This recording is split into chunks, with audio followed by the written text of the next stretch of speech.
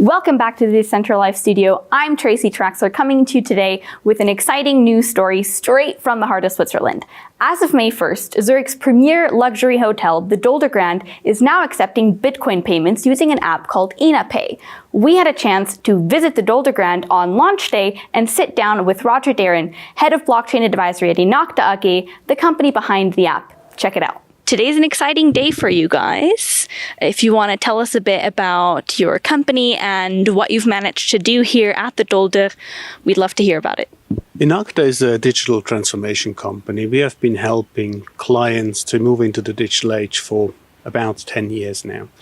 So naturally, at some point, the company got involved in blockchain, and as part of our efforts in crypto assets, we've sat down with the management of Hotel Dolder, who was looking for ways to improve the customer service, and we threw up the idea of accepting Bitcoin as a means of payments. May 1st is the day they start accepting Bitcoin. Now, your application that you're using to regulate these transactions is called inapay.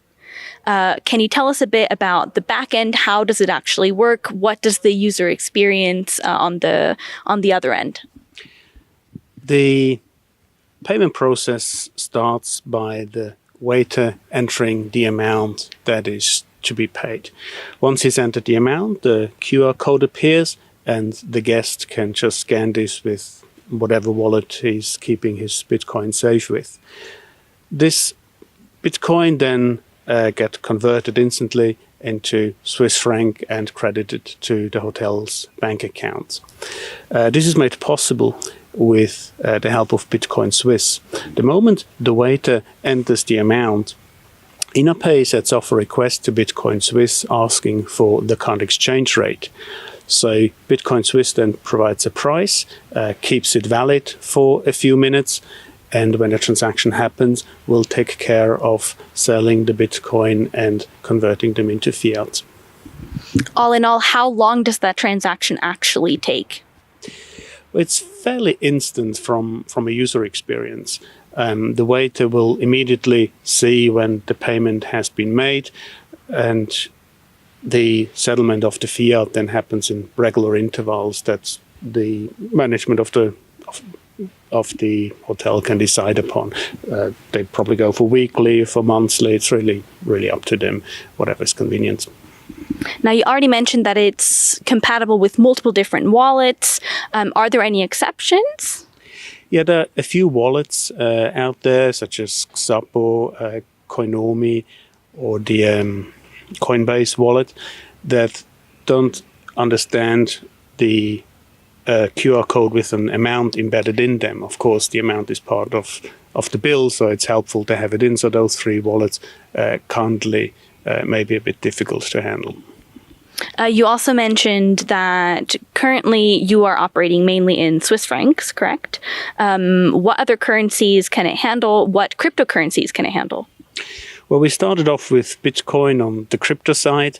There has been interest on expanding this.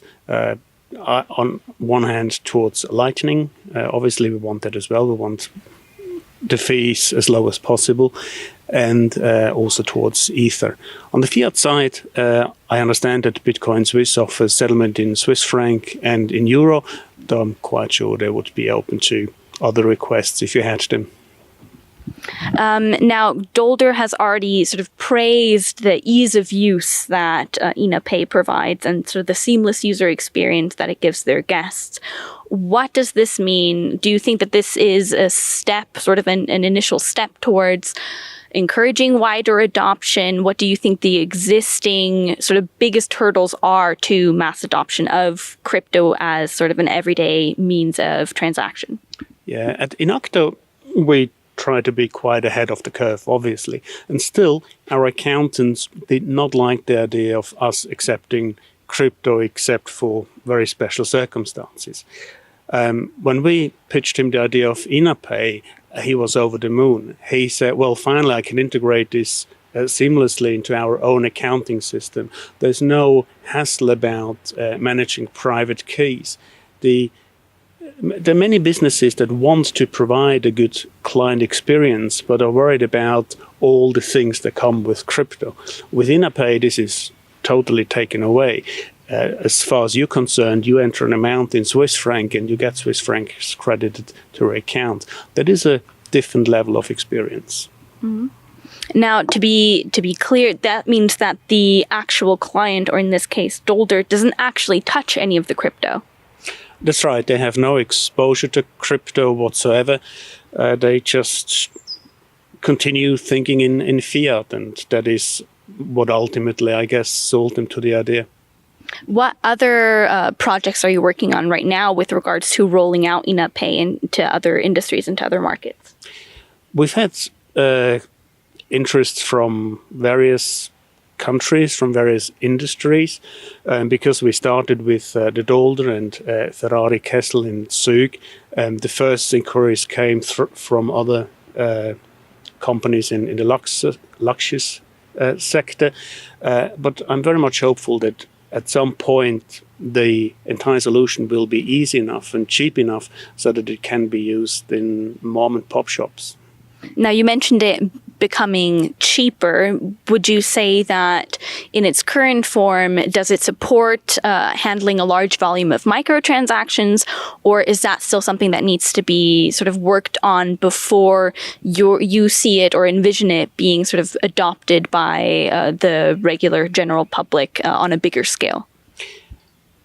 The microtransaction thing is not so much the fee side I'm mostly concerned here about, but it's the sheer volume of transaction going through.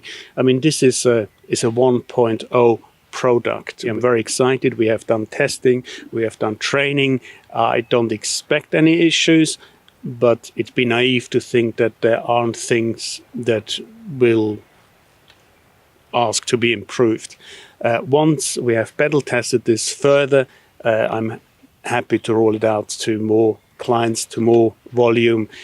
It just will give me nightmares to think that you stand at a big shopping center at a counter, you try to pay, and for some reason there are delays. Even just half a minute is just unacceptable in retail. You don't want that.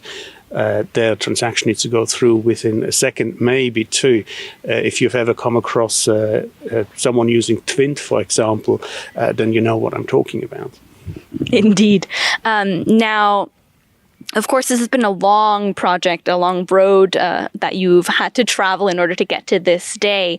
What were some of the biggest challenges that you guys faced in the actual implementation and development process? What are sort of the unforeseen hurdles that you guys had to overcome? There are always things that you don't immediately think about, and usually they not so much in technical challenges, but more challenges on integrating this seamlessly into the workflow. Here at Dolder, there are 7 areas where you can pay with Bitcoin. So how do we handle when one area, for some reason, drops their terminal? How does it work when they go on to borrow one from a department next by, when, say, the restaurant is borrowing a device from the front office? How do you handle these transactions? How do you reconcile everything? It's more this kind of issues that you spend a lot of time thinking about it, rather than the technical side, which in a way is very straightforward. Now, of course, you already mentioned the human element. What does the onboarding process actually look like for the staff at the Dolder? Everyone who works here underwent a training. And this training, they first got exposure to Bitcoin, so we downloaded a Bitcoin wallet with them, handed out a few coins, and they made the first transactions with inapay.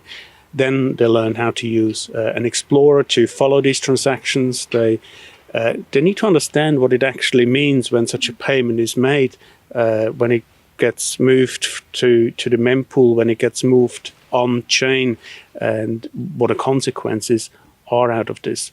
Then there are, of course, also regulatory issues. As a hotel, you observe anti-money laundering laws. There are implications from paying in crypto, and you need to understand these implications so you can explain them to your guests, because they may not be aware of such things. Steep learning curve, I'm sure. Well, what is next? What is next on the inacta agenda, on the inapay agenda? Sort of what is the road ahead looking like in the next 6 to 12 months? We hope to roll out inapay to many more people, obviously, over the next 12 to 18 months. We're not quite sure yet on the details of this. It's things need to be ironed out. I don't think it's going to be something where anyone is going to make lots of money from. When you look at the time that we put in relative to revenues we may or may not expect one day, then it's actually a fairly bad business case. But it's also a contribution to the wider ecosystem. And here, inacta is quite active in crypto assets. I'm a strong believer that STOs will be a very common thing in a few years. I believe that banks will start offering these services to their clients. And having Bitcoin adoption is a great start to get people that are not familiar with these technologies interested in them. Of course. Well, thank you very much for taking the time. We look forward to seeing inacta and inapay everywhere within the next couple of years. Thank you very much. Thank you.